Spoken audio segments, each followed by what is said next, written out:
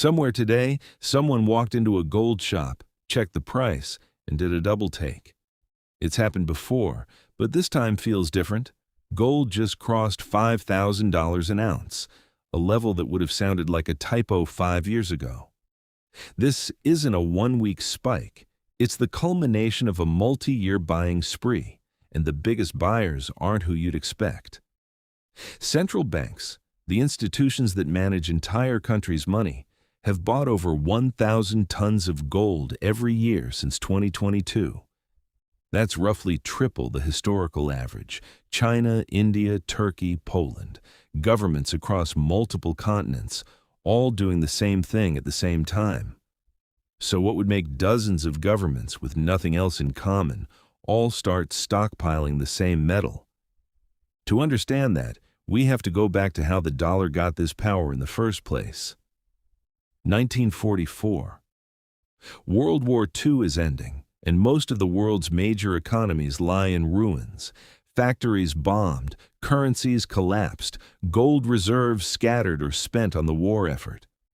One country is different, the United States, geographically untouched by the fighting, holding roughly 2/3 of the world's monetary gold. At a conference in Bretton Woods, New Hampshire, 44 nations make a deal. The U.S. dollar gets locked to gold at $35 an ounce, and every other currency gets locked to the dollar. The dollar doesn't just become a currency, it becomes the world's IOU for gold itself.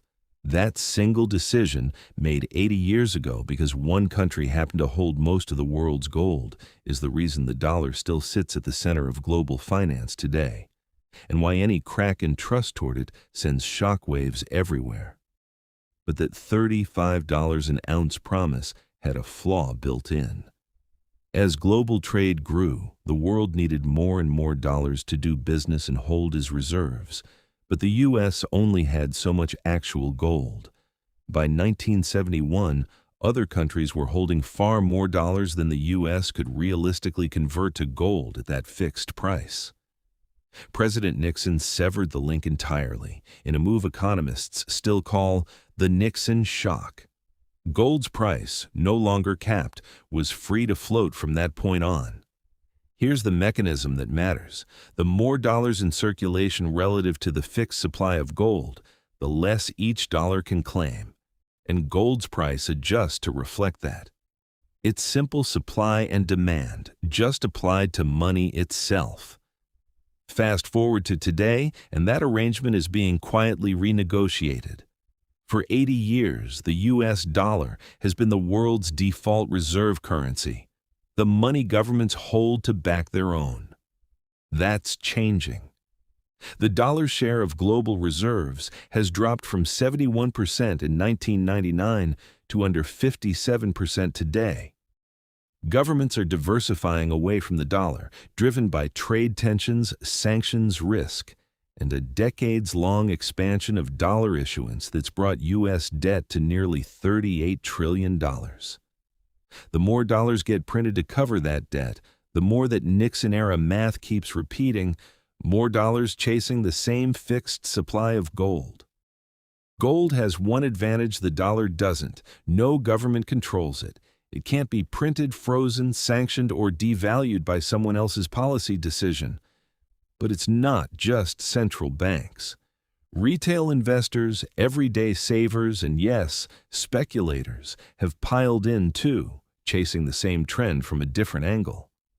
In country after country, the same headline keeps appearing: local gold prices hitting new records, because global gold prices set the floor everywhere, regardless of where you live.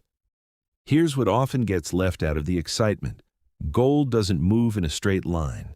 It's had sharp corrections before, and analyst forecasts for the next few years range wildly, anywhere from under $4,000 to nearly $8,000. This video isn't telling you to buy gold or to avoid it. It's about understanding why it's moving, so if you're ever deciding what to do with your own savings, you're working from the same information the professionals are. To be clear, this is educational content, not financial advice. Talk to a licensed advisor before making investment decisions. Next time you walk past a gold shop and see that price tag, you'll know it's not really about the shop. It's about a quiet 80-year-old arrangement slowly coming undone, one country and one purchase at a time. If you found this useful, subscribe for more breakdowns of the economic forces shaping everyday life. This video uses AI narration and AI-assisted visuals, disclosed in line with our commitment to transparency.